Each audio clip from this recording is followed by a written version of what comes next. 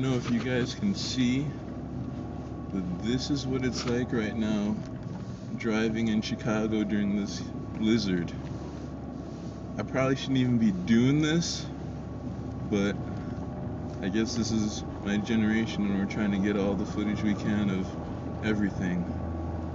But yeah, this is what it's like currently in Chicago. I'm not even going 15 miles an hour right now. I'm in a tiny car, and just any wind can pretty much throw me off track.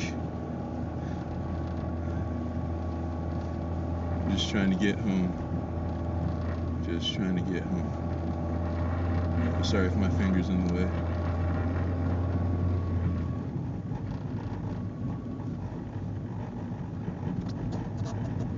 Can I make this stop? Yes, I can.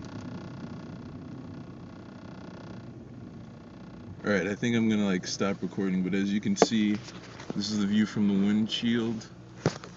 Can't even really see my mirrors. Totally sucks back here. Let's not even get started on the rear window. Right, if you guys can see that. Okay, bye.